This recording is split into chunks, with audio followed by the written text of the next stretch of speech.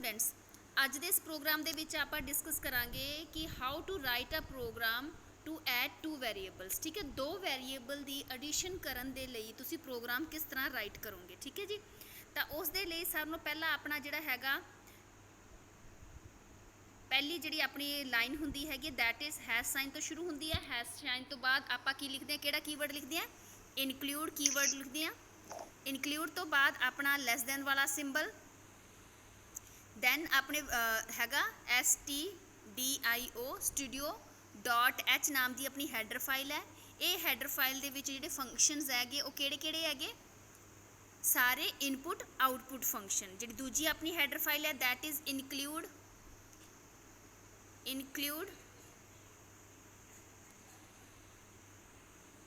conio.h। ਠੀਕ ਹੈ ਜੀ, ਉਸ ਤੋਂ ਬਾਅਦ ਆਪਣਾ ਅੱਗੇ ਕੀ ਹੁੰਦਾ ਹੈ ਵਾਇਡ ਮੇਨ ਤੋਂ ਐਕਚੁਅਲ ਐਗਜ਼ੀਕਿਊਸ਼ਨ ਸਟਾਰਟ ਹੁੰਦੀ ਹੈ ਪ੍ਰੋਗਰਾਮ ਦੀ। ਤਾਂ ਆਪਣੇ ਕੋਲੇ ਆ ਗਿਆ ਅੱਗੇ ਜਿਹੜਾ function that is wide main ਤੋਂ ਬਾਅਦ ਹੈਗਾ ਆਪਣੇ ਕੋਲੇ ਬ੍ਰੇਸਿਸ ਆਪਣੀ ਸ਼ੁਰੂ ਹੁੰਦੀਆਂ ਨੇ, ਕਰਲੀ ਬ੍ਰੇਸਿਸ, ਕਿਉਂਕਿ ਇੱਥੋਂ ਆਪਣੇ ਪ੍ਰੋਗਰਾਮ ਦਾ ਕੀ ਸਟਾਰਟ ਹੋਏਗਾ, ਬੋਡੀ ਆਫ ਦਾ ਪ੍ਰੋਗਰਾਮ ਸ਼ੁਰੂ ਹੁੰਦਾ। ਠੀਕ ਹੈ ਜੀ, ਬੋਡੀ ਆਫ ਦਾ ਪ੍ਰੋਗਰਾਮ ਦੇ ਵਿੱਚ ਕੀ ਹੈ, ਜੋ ਵੀ ਕੰਮ ਆਪਾਂ ਕਰਨਾ ਹੁੰਦਾ ਉਹ ਰਾਈਟ ਡਾਊਨ ਕਰਦੇ ਹਾਂ। ਪਿਛਲੇ ਪ੍ਰੋਗਰਾਮ ਦੇ ਵਿੱਚ ਆਪਾਂ ਡਿਸਕਸ ਕੀਤਾ ਸੀਗਾ ਕਿ ਕੋਈ ਇੱਕ ਸਟ੍ਰਿੰਗ ਆਊਟਪੁੱਟ ਸਕਰੀਨ ਤੇ ਕਿੱਦਾਂ ਪ੍ਰਿੰਟ ਕਰਦੇ ਹਾਂ। ਅੱਜ ਦੇ ਪ੍ਰੋਗਰਾਮ ਦੇ ਵਿੱਚ ਆਪਾਂ ਦੋ ਵੈਰੀਏਬਲ ਦੀ ਐਡੀਸ਼ਨ ਬਾਰੇ ਡਿਸਕਸ ਕਰਦੇ ਹਾਂ। ਜਿਹੜੇ ਵੈਰੀਏਬਲ ਨੂੰ ਐਡੀਸ਼ਨ ਕਰਨਾ ਸਾਰਿਆਂ ਨਾਲੋਂ ਪਹਿਲਾਂ ਉਹਦੀ ਡਾਟਾ ਟਾਈਪ ਲਿਖਣੀ ਪੈਂਦੀ ਹੈ। ਹੁਣ ਜਿਹੜੇ ਆਪਾਂ ਅੱਜ ਦਾ ਪ੍ਰੋਗਰਾਮ ਲਿਖ ਰਹੇ ਹਾਂ, ਦੋ ਇੰਟੀਜ਼ਰ ਵੈਲਿਊ ਦੀ ਐਡੀਸ਼ਨ ਦੀ ਗੱਲ ਕਰਦੇ ਹਾਂ। ਪਹਿਲਾ ਵੈਰੀਏਬਲ ਦਾ ਨਾਮ ਮੈਂ ਰਾਈਟ ਕੀਤਾ A ਹੈ, ਦੂਸਰੇ ਵੈਰੀਏਬਲ ਦਾ ਨਾਮ ਮੈਂ B ਰੱਖ ਦਿੱਤਾ ਹੈ, ਤੇ ਥਰਡ ਜਿਹੜਾ ਵੈਰੀਏਬਲ ਆ ਉਹ ਕ੍ਰੀਏਟ ਕੀਤਾ ਕਿਸ ਪਰਪਸ ਦੇ ਲਈ, ਕਿਉਂਕਿ ਇਹਦੇ ਵਿੱਚ ਮੈਂ ਦੋਨਾਂ ਵੈਰੀਏਬਲ ਦੀ ਐਡੀਸ਼ਨ ਨੂੰ ਸਟੋਰ ਕਰਵਾਉਣਾ ਹੈ। ਦੋਨਾਂ ਵੈਰੀਏਬਲ ਦੀ ਕਿਹਨੂੰ ਸਟੋਰ ਕਰਵਾਉਣਾ ਹੈ, ਐਡੀਸ਼ਨ ਨੂੰ। ਐਡੀਸ਼ਨ ਸਟਾਰਟਿੰਗ ਤੇ ਮੈਂ ਡਿਸਕ੍ਰਾਈਬ ਕਰਤੀ ਕਿ ਉਹ 0 ਹੈ, ਉਸ ਤੋਂ ਬਾਅਦ ਸੈਮੀਕੋਲਨ, ਹਰ ਲਾਈਨ ਤੋਂ ਬਾਅਦ ਸੈਮੀਕੋਲਨ ਆਉਣਾ ਜ਼ਰੂਰੀ ਹੈ। ਕਲੀਅਰ ਹੈ ਬੱਚੇ। ਪਹਿਲੀ ਲਾਈਨ A B ਤੇ ਸਮ ਤਿੰਨ ਵੈਰੀਏਬਲ ਕ੍ਰੀਏਟ ਕੀਤੇ ਹੈ। ਤਿੰਨੋਂ ਵੈਰੀਏਬਲ ਦੇ ਵਿੱਚ ਮੈਂ ਇੰਟੀਜ਼ਰ ਟਾਈਪ ਦੀ ਵੈਲਿਊ ਪਾਵਾਂਗੀ, ਇਸ ਕਰਕੇ ਮੈਂ ਇੱਥੇ ਡਾਟਾ ਟਾਈਪ ਕੀ ਲੈਤੀ ਹੈ, ਇੰਟੀਜ਼ਰ ਲੈਤੀ ਹੈ। ਇੰਟੀਜ਼ਰ ਦਾ ਮਤਲਬ ਹੈ ਕਿ ਇਹਨਾਂ ਤਿੰਨਾਂ ਵੈਰੀਏਬਲ ਦੇ ਵਿੱਚ ਪੂਰੀ ਵੈਲਿਊ ਸਟੋਰ ਹੋਏਗੀ। ਇਹਨਾਂ ਦੇ ਵਿੱਚ ਪੁਆਇੰਟ ਵਾਲੀ ਕੋਈ ਵੀ ਵੈਲਿਊ ਨਹੀਂ ਆਏਗੀ, ਫ੍ਰੈਕਸ਼ਨ ਵੈਲਿਊ ਨਹੀਂ ਸਟੋਰ ਹੋ ਸਕਦੀ। ਠੀਕ ਹੈ ਜੀ, ਹੁਣ ਜਿਹੜਾ ਇਹ ਵੈਰੀਏਬਲ ਹੈ, ਇਹ ਵੈਰੀਏਬਲ ਨੂੰ ਮੈਂ ਵੈਲਿਊ ਦੇ ਦਿੱਤੀ ਹੈ 10 ਤੋਂ ਬਾਅਦ ਫਿਰ ਸੈਮੀਕੋਲਨ, ਫਿਰ ਮੈਂ B ਵੈਰੀਏਬਲ ਕ੍ਰੀਏਟ ਕੀਤਾ, ਉਸ ਨੂੰ ਵੈਲਿਊ ਦੇ ਦਿੱਤੀ ਹੈ 20। ਠੀਕ ਹੈ ਜੀ, ਫਿਰ ਨੈਕਸਟ ਹੈ ਜਿਹੜਾ ਤੀਜਾ ਵੈਰੀਏਬਲ ਸੀ ਦੈਟ ਇਜ਼ ਸਮ ਦੇ ਵਿੱਚ ਕੀ ਕੀਤਾ ਹੈ, ਮੈਂ ਦੋਨਾਂ ਵੈਰੀਏਬਲ ਦਾ ਐਡੀਸ਼ਨ ਸਟੋਰ ਕਰਵਾਤਾ। ਪਹਿਲੇ ਵੈਰੀਏਬਲ ਦਾ ਨਾਮ ਕੀ ਹੈ A, ਦੂਸਰੇ ਵੈਰੀਏਬਲ ਦਾ ਨਾਮ ਕੀ ਹੈ B। ਠੀਕ ਹੈ ਜੀ, ਤਾਂ ਇਹ ਮੇਰਾ ਪਹਿਲਾ ਪ੍ਰੋਗਰਾਮ ਹੈ ਜਿਹਦੇ ਵਿੱਚ ਮੈਂ ਦੋ ਵੈਰੀਏਬਲ ਦੀ ਐਡੀਸ਼ਨ ਕਰਵਾਈ, ਤੇ ਐਡੀਸ਼ਨ ਕਿਸ ਦੇ ਵਿੱਚ ਸਟੋਰ ਕਰਵਾਈ ਹੈ, ਸਮ ਨਾਮ ਦੇ ਵੈਰੀਏਬਲ ਦੇ ਵਿੱਚ। ਹੁਣ ਸਮ ਨਾਮ ਦੇ ਵੈਰੀਏਬਲ ਨੂੰ ਮੈਂ ਪ੍ਰਿੰਟ ਕਰਾਉਣਾ ਹੈ, ਕਿਉਂਕਿ ਮੇਰੀ ਆਊਟਪੁੱਟ ਆ ਗਈ। ਆਊਟਪੁੱਟ ਕਾਹ 'ਚ ਸਟੋਰ ਹੋਈ ਹੈ, ਆਊਟਪੁੱਟ ਸਟੋਰ ਹੋਈ ਹੈ ਸਮ ਨਾਮ ਦੇ ਵੈਰੀਏਬਲ ਦੇ ਵਿੱਚ। ਤੇ ਵੈਰੀਏਬਲ ਮੇਰਾ ਕਿਸ ਟਾਈਪ ਦਾ ਸੀਗਾ, ਵੈਰੀਏਬਲ ਮੇਰਾ ਹੈ ਇੰਟੀਜ਼ਰ ਟਾਈਪ ਦਾ, ਇਸ ਕਰਕੇ ਮੇਰੀ ਫਾਰਮੈਟ ਸਟ੍ਰਿੰਗ ਲੱਗੇਗੀ %d। ਇਸ ਤੋਂ ਬਾਅਦ ਫਾਰਮੈਟ ਸਟ੍ਰਿੰਗ ਤੋਂ ਬਾਅਦ ਮੇਰਾ ਕੌਮਾ ਆਏਗਾ ਹਮੇਸ਼ਾ, ਫਿਰ ਵੈਰੀਏਬਲ ਦਾ ਨਾਮ ਜਿਹ 'ਚ ਤੁਸੀਂ ਵੈਲਿਊ ਪ੍ਰਿੰਟ ਕਰਵਾਈ ਹੈ। ਵੈਰੀਏਬਲ ਦੇ ਵਿੱਚ ਕਿਹੜੇ 'ਚ ਵੈਲਿਊ ਪ੍ਰਿੰਟ ਕਰਵਾਈ ਹੈ, ਸਮ ਨਾਮ ਦੇ ਵੈਰੀਏਬਲ ਦੇ ਵਿੱਚ। ਸਮ ਨੂੰ ਆਪਾਂ ਕੀ ਕਰਵਾਤਾ, ਪ੍ਰਿੰਟ ਕਰਵਾਤਾ, ਕਿਉਂ ਮੈਂ ਆਊਟਪੁੱਟ ਸਕਰੀਨ ਤੇ ਚਾਹੁੰਦੀ ਆ। ਜੀ ਬੱਚੇ, ਮੈਂ ਡਿਸਕ੍ਰਾਈਬ ਕਰਦੀ ਹਾਂ, 1 ਮਿੰਟ 'ਚ ਡਿਸਕ੍ਰਾਈਬ ਕਰਦੇ ਹਾਂ। ਠੀਕ ਹੈ, ਹਾਂਜੀ। ਹੁਣ ਦੇਖੋ ਜੀ, ਜਿਹੜਾ ਆਪਣਾ ਸਮ ਨਾਮ ਦਾ ਵੈਰੀਏਬਲ ਹੈ ਇਹਦੀ ਡਾਟਾ ਟਾਈਪ ਕਿਹੜੀ ਹੈ, ਇੰਟੀਜ਼ਰ ਹੈ। ਇੱਥੇ %d ਲੱਗੇਗਾ ਜੇ ਤੁਸੀਂ ਇੱਥੇ ਇੰਟੀਜ਼ਰ ਲੈਤਾ ਹੋਇਆ ਹੈ, ਇੱਥੇ %f ਲੱਗੇਗਾ ਜੇ ਤੁਸੀਂ ਇੱਥੇ ਉਹ ਫਲੋਟ ਵੈਲਿਊ ਲੈਤੀ। ਆਪਣੇ ਕੋਲ ਨਾ ਡਾਟਾ ਟਾਈਪ ਹੁੰਦੀਆਂ ਅਲੱਗ-ਅਲੱਗ, ਜੋ ਆਪਾਂ ਅਗਲੇ ਲੈਕਚਰ ਦੇ ਵਿੱਚ ਕਰਾਂਗੇ ਕਿ C ਦੇ ਵਿੱਚ ਕਿੰਨੀਆਂ ਡਾਟਾ ਟਾਈਪ ਹੁੰਦੀਆਂ। ਅੱਜ ਵਾਲੇ ਪ੍ਰੋਗਰਾਮ ਦੇ ਵਿੱਚ ਜਿਹੜੇ ਆਪਾਂ ਤਿੰਨ ਵੈਰੀਏਬਲ ਯੂਜ਼ ਕਰ ਰਹੇ ਹਾਂ, ਇਹ ਤਿੰਨੋਂ ਦੇ ਤਿੰਨੋਂ ਇੰਟੀਜ਼ਰ ਟਾਈਪ ਦੇ ਹੈ। ਕਿਸ ਟਾਈਪ ਦੇ ਨੇ, ਇੰਟੀਜ਼ਰ ਟਾਈਪ ਦੇ। ਤੇ ਇੰਟੀਜ਼ਰ ਵਾਸਤੇ ਇੱਥੇ ਹਮੇਸ਼ਾ %d ਲੱਗਦਾ ਹੈ। ਇਹ ਇੰਟੀਜ਼ਰ ਦੀ ਫਾਰਮੈਟ ਕਰੈਕਟਰ ਹੈ। ਇੰਟੀਜ਼ਰ ਦਾ ਫਾਰਮੈਟ ਕਰੈਕਟਰ ਕਿੰਨਾ ਹੈ, %d। ਅਗਰ ਮੰਨ ਲਓ ਇੱਥੇ ਮੈਂ %f ਲਾਇਆ ਤਾਂ ਇੱਥੇ ਮੈਨੂੰ ਚੇਂਜ ਕਰਨਾ ਪਏਗਾ, ਇੱਥੇ ਮੈਨੂੰ ਵੈਰੀਏਬਲ ਨੂੰ ਫਲੋਟ ਡਿਕਲੇਅਰ ਕਰਨਾ ਪਊਗਾ। ਇਹ ਆਪਣੇ ਅਗਲੇ ਪ੍ਰੋਗਰਾਮਸ ਦਾ ਕੰਮ ਹੈ। ਅੱਜ ਦਾ ਆਪਣਾ ਪ੍ਰੋਗਰਾਮ ਦੋ ਇੰਟੀਜ਼ਰ ਵੈਲਿਊ ਦੀ ਜੋੜ ਤੇ ਇੱਕ ਇੰਟੀਜ਼ਰ ਵੈਲਿਊ ਦੇ ਵਿੱਚ ਦੇਖੋ ਦੋ ਇੰਟੀਜ਼ਰ ਵੈਲਿਊਆਂ ਨੇ, ਉਹਦਾ ਐਡੀਸ਼ਨ ਵੀ ਕੀ ਆਊਗਾ, ਇੰਟੀਜ਼ਰ ਆਏਗਾ। ਇਸ ਕਰਕੇ ਮੈਂ ਇੱਥੇ ਕੀ ਲਿਖਿਆ, %d। ਕਲੀਅਰ ਹੈ ਬੱਚੇ। ਇਹ ਮੈਮ ਇੱਕ ਸਟੂਡੈਂਟ ਨੇ ਜੁਆਇਨ ਕਰਨਾ ਹੈ, okay yes ma'am.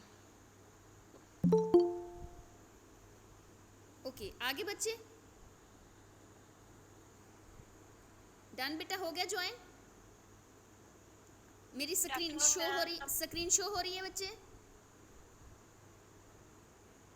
Hello screen? Yes, ma'am. Okay, ਹੁਣ ਮੈਂ ਇਸ ਪ੍ਰੋਗਰਾਮ ਨੂੰ ਰਨ ਕਰਨ ਜਾ ਰਹੀ ਹਾਂ ਬੇਟਾ। ਜਦੋਂ ਮੈਂ ਰਨ ਕੀਤਾ, ਓਕੇ ਐਰਰ ਹੈ,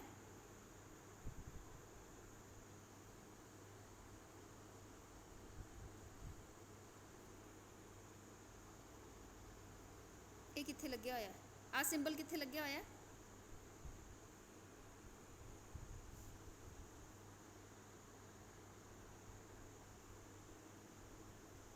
अच्छा यू पाता, ओके stdio.h, ठीक है। ਹੁਣ ਪ੍ਰੋਗਰਾਮ ਨੂੰ ਮੈਂ ਰਨ ਕੀਤਾ ਤਾਂ ਆਊਟਪੁੱਟ ਆ ਗਈ ਬੇਟਾ। ਆਊਟਪੁੱਟ ਕਿੰਨੀ ਆ ਗਈ? 30, ਕਿਉਂਕਿ ਮੇਰੇ ਵੈਰੀਏਬਲ ਕਿਹੜੇ ਕਿਹੜੇ ਸੀਗੇ? 10 ਤੇ 20। 10 ਤੇ 20 ਦਾ ਜੋੜ ਕਿੰਨਾ ਹੁੰਦਾ ਬੇਟਾ? 30। ਹੁਣ ਇਹ ਕੰਪਿਊਟਰ ਨੇ ਕੀਤਾ ਹੈ। ਪਹਿਲਾਂ ਇੱਕ ਹਿਊਮਨ ਬਾਡੀ ਜੋੜ ਕਰਦੀ ਸੀ, ਅੱਜ ਇਹ ਜਿਹੜਾ ਪ੍ਰੋਗਰਾਮ ਬਣਾਇਆ ਆਪਾਂ, ਇੱਕ ਛੋਟਾ ਜਿਹਾ ਕੈਲਕੂਲੇਟਰ ਬਣਾਇਆ ਜਿਹਦੇ ਵਿੱਚ ਦੋ ਵੈਰੀਏਬਲ ਦਾ ਜੋੜ ਕਿਹਨੇ ਕੀਤਾ? ਕੰਪਿਊਟਰ ਨੇ ਕੀਤਾ। ਉਹਦੇ ਲਈ ਆਪਾਂ ਸਟਰਕਚਰ ਲਿਖਿਆ, ਇਸੇ ਕਰਕੇ ਸੀ ਨੂੰ ਸਟਰਕਚਰ ਪ੍ਰੋਗਰਾਮਿੰਗ ਲੈਂਗੁਏਜ ਬੋਲਦੇ ਆ, ਕਿਉਂਕਿ ਇਹਦੇ ਵਿੱਚ ਇੱਕ ਪ੍ਰੋਪਰ ਸਟਰਕਚਰ ਨੂੰ ਫੋਲੋ ਕਰਦੇ ਹੁੰਨੇ ਆਪਾਂ। ਹੁਣ ਬੱਚੇ ਇਹ ਕਨਸੈਪਟ ਕਲੀਅਰ ਆ ਸਾਰਿਆਂ ਨੂੰ? ਹੁਣ ਹਰ ਵਾਰ ਮੈਂ ਜਦੋਂ Yes, ma'am. ਅਲੱਗ-ਅਲੱਗ ਵੈਲਿਊ ਦਾ ਜੋੜ ਕਰਨਾ ਹੈ ਤਾਂ ਮੈਨੂੰ ਇੱਥੇ ਵੈਲਿਊ ਬਦਲਣੀ ਪੈਂਦੀ ਹੈ। ਮੰਨ ਲਓ ਮੈਂ 101 ਤੇ 220 ਦਾ ਜੋੜ ਕਰਨਾ ਤੇ ਮੈਂ ਇੱਥੇ ਵੈਲਿਊ ਬਦਲੀ, ਫਿਰ ਮੈਨੂੰ ਰਨ ਕੀਤਾ, ਰਨ ਕਰਕੇ ਮੇਰੀ ਵੈਲਿਊ ਆਊਟਪੁੱਟ ਇਹ ਵਾਲਾ ਆ ਗਿਆ। ਕਲੀਅਰ ਹੈ ਬੱਚੇ? ਤੇ ਹੁਣ ਜਦੋਂ ਵੀ ਮੈਂ ਕਿਸੇ ਵੀ ਵੈਲਿਊ ਨੂੰ ਜੋੜਨਾ ਹੈ ਤਾਂ ਹਰ ਵਾਰ ਮੈਨੂੰ ਇੱਥੇ ਚੇਂਜ ਕਰਨਾ ਪੈਂਦਾ, ਬਟ ਇਹ ਮੈਨੂੰ ਚੰਗਾ ਨਹੀਂ ਲੱਗ ਰਿਹਾ। ਮੈਨੂੰ ਨਹੀਂ ਇਹ ਚੀਜ਼ ਸੈੱਟ ਆਈ। ਕਿਉਂ ਨਹੀਂ ਸੈੱਟ ਆਈ? ਕਿਉਂਕਿ ਮੈਂ ਹਰ ਟਾਈਮ ਵੈਲਿਊ, ਜਦੋਂ ਅਲੱਗ-ਅਲੱਗ ਵੈਲਿਊ ਦੀ ਐਡੀਸ਼ਨ ਚਾਹੁੰਦੀ ਹਾਂ ਤਾਂ ਮੈਂ ਵੈਲਿਊਜ਼ ਨੂੰ ਇੱਥੇ ਕਿਉਂ ਚੇਂਜ ਕਰਾਂ? ਮੈਂ ਇੱਕ ਹੋਰ ਤਰੀਕਾ ਲੱਭਦੀ ਹਾਂ ਕਿ ਮੈਂ ਇਹਨੂੰ ਆਊਟਪੁੱਟ ਸਕਰੀਨ ਦੇ ਉੱਤੇ ਹੀ ਇਹਨਾਂ ਵੈਲਿਊਜ਼ ਨੂੰ ਦੇਵਾਂ। ਹੁਣ ਪਹਿਲੀ ਵੈਲਿਊ ਮੇਰੀ ਹੈਗੀ ਹੈ ਸਕੈਨਫ ਸਟੇਟਮੈਂਟ ਦੇ ਵਿੱਚ ਮੈਂ ਲਾਈ %d। ਹੁਣ ਤੁਹਾਨੂੰ ਪਤਾ ਕਿਉਂ ਲਾਇਆ? ਕਿਉਂਕਿ ਵੈਰੀਏਬਲ ਆਪਣਾ ਕਿਸ ਤਰ੍ਹਾਂ ਦਾ ਹੈ? ਇੰਟੀਜ਼ਰ ਤਰ੍ਹਾਂ ਦਾ, ਠੀਕ ਹੈ। ਇਹ ਨੂੰ ਸਕੈਨ ਕਰਵਾਇਆ, ਫਿਰ ਮੈਂ ਸਕੈਨਫ ਸਟੇਟਮੈਂਟ ਯੂਜ਼ ਕੀਤੀ, ਫਿਰ ਮੈਂ %d ਲਾਇਆ। ਕਿਸ ਪਰਪਸ ਲਈ? ਕਿਉਂਕਿ ਮੇਰਾ ਜਿਹੜਾ b ਵੈਰੀਏਬਲ ਹੈ ਉਹ ਵੀ ਕਿਸ ਤਰ੍ਹਾਂ ਦਾ ਹੈ? ਇੰਟੀਜ਼ਰ ਤਰ੍ਹਾਂ ਦਾ। ਹੁਣ ਬੇਟਾ ਇੱਕ ਗੱਲ ਦਾ ਧਿਆਨ ਰੱਖਣਾ ਹਮੇਸ਼ਾ ਕਿ ਜਦੋਂ ਵੀ ਸਕੈਨ ਕਰਾਉਣਾ ਹੈ ਨਾਲ ਐਂਡ ਸਾਈਨ ਜ਼ਰੂਰ ਲਾਉਣਾ ਹੈ। ਵੈਰੀਏਬਲ ਦੇ ਨਾਲ ਕੀ ਲਾਉਣਾ ਹੈ? And sign. ਇਹ ਸਾਈਨ ਇਹ ਦੱਸੇਗਾ ਕਿ ਜੋ ਵੀ ਵੈਲਿਊ ਤੁਸੀਂ ਇਨਪੁੱਟ ਕਰਾ ਰਹੇ ਹੋ ਉਹ ਕਿਸੇ ਬਾਹਰੀ ਡਿਵਾਈਸ ਤੋਂ ਆ ਰਹੀ ਹੈ। ਬਾਹਰੀ ਡਿਵਾਈਸ ਲਾਈਕ ਕੀਬੋਰਡ ਤੋਂ ਐਂਟਰ ਕਰਨੀ ਪਏਗੀ ਤੁਹਾਨੂੰ a ਤੇ b ਦੀ ਵੈਲਿਊ। ਹੁਣ ਮੈਂ ਇਸ ਪ੍ਰੋਗਰਾਮ ਨੂੰ ਰਨ ਕਰਕੇ ਦੇਖਾਂ ਤਾਂ ਮੈਂ ਇੱਥੇ ਪਹਿਲਾਂ a ਦੀ ਵੈਲਿਊ ਐਂਟਰ ਕਰਾਂਗੀ। a ਦੀ ਵੈਲਿਊ ਮੈਂ 123 ਦੇਤੀ ਹੈ, b ਦੀ ਵੈਲਿਊ ਮੈਂ ਇਹ ਨਹੀਂ ਦੇਤੀ ਹੈ ਤੇ ਰਿਜ਼ਲਟ ਮੇਰੇ ਕੋਲ ਆ ਗਿਆ 468। ਕਲੀਅਰ ਹੈ ਜੀ? ਸਮਝ ਆ ਗਿਆ ਬੱਚੇ? ਸਕੈਨਫ ਸਟੇਟਮੈਂਟ ਦੇ ਨਾਲ ਕੀ ਫਰਕ ਪਿਆ ਕਿ ਹੁਣ ਜਦੋਂ ਮੈਂ ਪ੍ਰੋਗਰਾਮ ਰਨ ਕਰਾਂਗੀ ਉਦੋਂ ਮੈਂ ਆਪਣੀ ਮਰਜ਼ੀ ਦੇ ਨਾਲ ਕੋਈ ਵੀ ਵੈਲਿਊ ਦੇ ਸਕਦੀ ਹਾਂ। ਕਲੀਅਰ ਹੈ ਬੱਚੇ? ਤਾਂ ਹੁਣ ਮੈਨੂੰ ਆਪਣੇ Yes, ma'am. ਕੋਡ ਨੂੰ ਚੇਂਜ ਕਰਨ ਦੀ ਜ਼ਰੂਰਤ ਨਹੀਂ ਪੈਂਦੀ। ਬਟ ਹੁਣ ਇੱਕ ਥੋੜੀ ਜਿਹੀ ਪ੍ਰੋਬਲਮ ਹੈ ਕਿ ਜਦੋਂ ਵੀ ਮੈਂ ਸਕਰੀਨ ਨੂੰ ਓਪਨ ਕਰਦੀ ਹਾਂ ਆਊਟਪੁੱਟ ਸਕਰੀਨ, ਤੇ ਮੈਨੂੰ ਪਤਾ ਨਹੀਂ ਚੱਲ ਰਿਹਾ ਵੀ ਇੱਥੇ ਕੀ ਕਰਨਾ ਚਾਹੀਦਾ। ਤਾਂ ਮੈਂ ਤਾਂ ਆਪਣੇ ਤਰੀਕੇ ਦੇ ਨਾਲ, ਕਿਉਂਕਿ ਮੈਨੂੰ ਪਤਾ ਕਿ ਮੈਂ ਇੱਥੇ ਸਕੈਨ ਕਰਵਾਈਆਂ ਦੋ ਵੈਲਿਊਜ਼, ਇਸ ਕਰਕੇ ਮੈਂ ਵੈਲਿਊ ਐਂਟਰ ਕਰ ਰਹੀ ਹਾਂ। ਹੁਣ ਥੋੜਾ ਜਿਹਾ ਪ੍ਰੋਗਰਾਮ ਨੂੰ ਇੰਪ੍ਰੈਸਿਵ ਬਣਾਉਣ ਦੇ ਲਈ, ਇੰਪ੍ਰੈਸਿਵ ਕਿਵੇਂ ਬਣਾਵਾਂਗੇ ਕਿ ਸਕੈਨਫ ਸਟੇਟਮੈਂਟ ਤੋਂ ਪਹਿਲਾਂ ਆਪਾਂ ਇੱਕ ਪ੍ਰਿੰਟਫ ਯੂਜ਼ ਕਰ ਲਈਏ ਕਿ ਐਂਟਰ a, ਠੀਕ ਹੈ। ਤੇ ਦੂਜੇ a ਸਕੈਨਫ ਤੋਂ ਬਾਅਦ ਫਿਰ ਆਪਾਂ b ਸਕੈਨਫ ਕਰ ਰਹੇ ਹਾਂ, ਉੱਥੇ ਵੀ ਆਪਾਂ ਇੱਕ ਸਿੰਪਲ ਜੀ ਸਟੇਟਮੈਂਟ ਲਾਣੀ ਹੈ, ਪ੍ਰਿੰਟਫ ਸਟੇਟਮੈਂਟ ਐਂਟਰ b, ਠੀਕ ਹੈ। ਹੁਣ ਮੇਰਾ ਪ੍ਰੋਗਰਾਮ ਦੇਖੋ ਕਿੰਨਾ ਇੰਪ੍ਰੈਸਿਵ ਬਣਿਆ। ਹੁਣ ਮੈਥੋਂ ਪਹਿਲਾਂ a ਦੀ ਵੈਲਿਊ ਪੁੱਛ ਰਿਹਾ, ਮੈਂ a ਦੀ ਵੈਲਿਊ ਐਂਟਰ ਕੀਤੀ, ਫਿਰ ਮੈਥੋਂ b ਦੀ ਵੈਲਿਊ ਪੁੱਛ ਰਿਹਾ, ਫਿਰ ਮੈਂ b ਦੀ ਵੈਲਿਊ ਐਂਟਰ ਕੀਤੀ ਜਿਹੜੀ ਵੀ ਸੀਗੀ, ਠੀਕ ਹੈ। ਫਿਰ ਇਹ ਮੇਰਾ ਰਿਜ਼ਲਟ ਆ ਗਿਆ 35 60 79। ਹੁਣ ਕਲੀਅਰ ਹੈ ਬੱਚੇ? Yes, ma'am. ਪ੍ਰਿੰਟਫ ਸਟੇਟਮੈਂਟ ਨਾ ਲਾਓ ਤਾਂ ਵੀ ਪ੍ਰੋਗਰਾਮ ਚੱਲ ਜਾਏਗਾ। ਆਹ ਵਾਲੀਆਂ ਦੋ, enter a enter b। But ਜੇ ਮੈਂ ਇਹ ਲਾਤੀਆਂ ਤਾਂ ਮੇਰੇ ਪ੍ਰੋਗਰਾਮ ਨੂੰ ਸਿਰਫ ਇਹਨਾਂ ਨੇ ਇੰਪ੍ਰੈਸਿਵ ਬਣਾਇਆ ਹੈ। ਆ ਆਊਟਪੁੱਟ ਪ੍ਰਿੰਟਫ ਸਟੇਟਮੈਂਟ ਇਹ ਲਾਉਣੀ ਪੈਣੀ ਹੈ। ਇੱਥੇ ਆਪਾਂ ਆਊਟਪੁੱਟ ਰਿਜ਼ਲਟ ਪ੍ਰਿੰਟ ਕਰਵਾ ਰਹੇ ਹਾਂ, ਠੀਕ ਹੈ।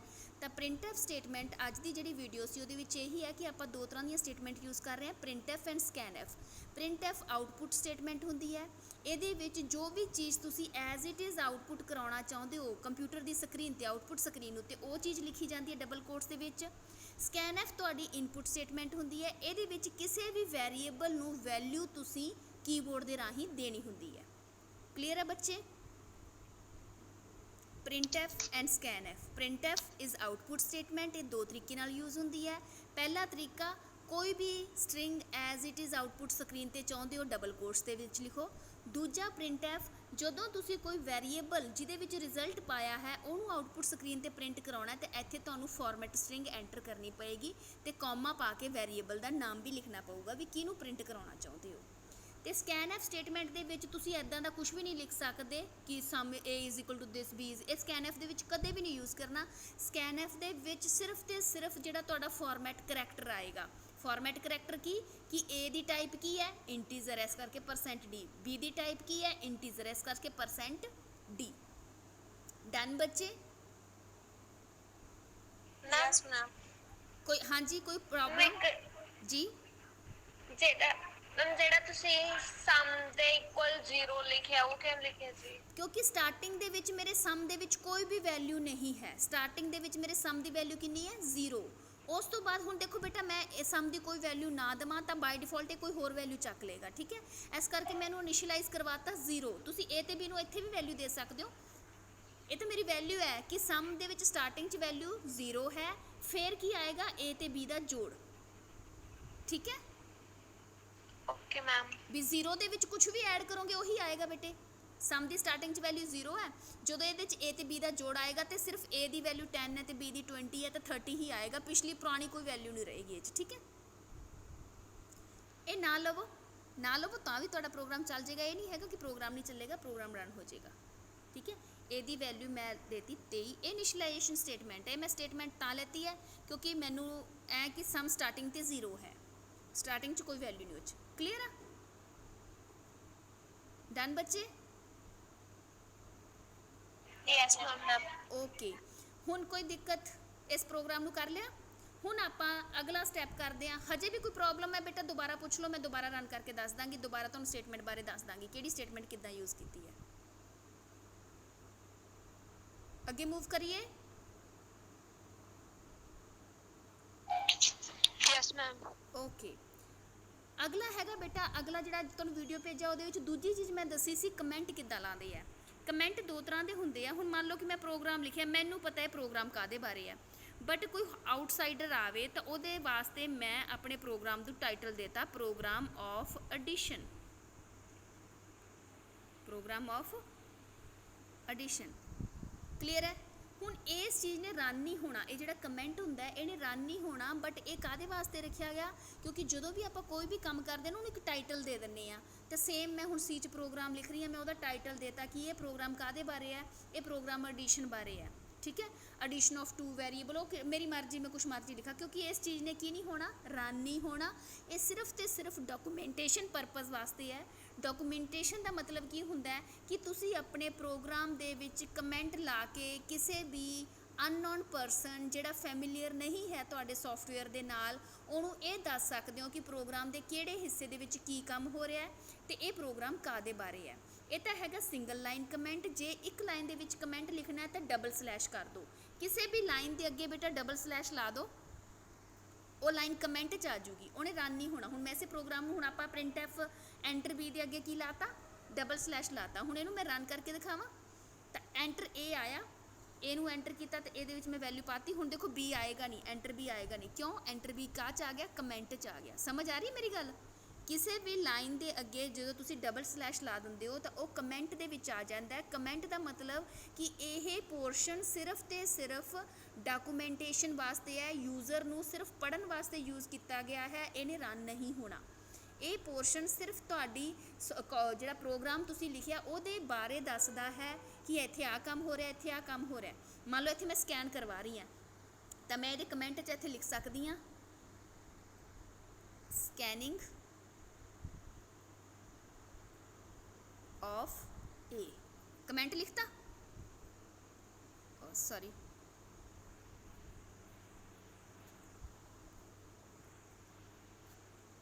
ठीक है जी। मैं हुण इनू रन करांगी बेटा, स्कैनिंग ऑफ ए किते नहीं लिखा होया आएगा, क्यों? क्योंकि वो मेरे किस पोर्शन दे विच है, कमेंट सैक्शन च है। ए दी वैल्यू एंटर की, उस तो बाद बी दी वैल्यू एंटर की, आउटपुट आ गई, ठीक है। बट जिहड़ा मैं लिखिया सी ना इधर साइड ते कोड स्कैनिंग ऑफ ए, वो नहीं रन होएगा। क्यों नहीं रन होएगा? क्योंकि वो मेरा कास्ट सी कमेंट। क्यों मैं ਉਹਦੇ ਅੱਗੇ ਡਬਲ ਸਲੈਸ਼ ਲਾਤਾ ਸੀ। ਸਮਝ ਆ ਗਈ ਹੈ ਬੱਚੇ? ਜਦੋਂ ਤੁਹਾਡਾ 100-200 ਲਾਈਨਾਂ ਦਾ ਕੋਡ ਹੈ ਤਾਂ ਤੁਹਾਨੂੰ ਕਮੈਂਟ ਲਿਖਣੇ ਪੈਣਗੇ ਵੀ ਭਾਈ ਇਸ ਪੋਰਸ਼ਨ 'ਚ ਆ ਕੰਮ ਹੋ ਰਿਹਾ, ਐਨੇ ਪੋਰਸ਼ਨ 'ਚ ਆ ਕੰਮ ਹੋ ਰਿਹਾ। ਹੁਣ ਤਾਂ ਲਾਈਨਾਂ ਦਾ ਆਪਣੇ ਕੋਲ 10 ਲਾਈਨਾਂ ਦਾ ਕੋਡ ਹੈ, ਇੱਥੇ ਕਿੱਥੇ ਕਮੈਂਟ ਲਿਖਾਂਗੇ ਆਪਾਂ, ਠੀਕ ਹੈ। ਤੇ ਜੇ ਤੁਸੀਂ ਮਲਟੀਪਲ ਲਾਈਨ ਦਾ ਕਮੈਂਟ ਲਿਖਣਾ ਹੈ ਤਾਂ ਸਟਾਰ ਸਲੈਸ਼ ਪਾ ਕੇ ਐਸਟਰਿਕ ਸਾਈਨ, ਅਗਲੀ ਲਾਈਨ of two variables, ठीक है। अगली लाइन दे विच आया एडिशन, कुछ मर्जी लिख ला, मेरी मर्जी, ठीक है। हुण मैं स्टार पा के स्लैश करके इहनूं बंद करता। हुण ये है multi line comment. Multi line comment दे विच स्लैश ते एस्ट्रिक साइन नालों शुरू होएगा ते एस्ट्रिक साइन ते स्लैश दे नालों टर्मीनेट होएगा, बंद होएगा। उस तो बाद वाला कोड है। क्लीयर है बच्चे? हाँ जी, यस मैम। कमेंट सिर्फ डॉक्यूमेंटेशन परपज़ वास्ते, इन्हां ने रन नहीं होना। दो तरह के कमेंट है, multi line comment, single line comment. Multi line comment asterisk sign star slash दोनों नाल मिल के बनता है, तो जिहड़ा सिंगल लाइन कमेंट है डबल स्लैश साइन ला दो, दैन तुहाडा कमेंट लिखिया जाएगा। ओके बच्चे, इस वीडियो नूं देख के अपने प्रोग्राम नूं रन कर लेना। ओके जी।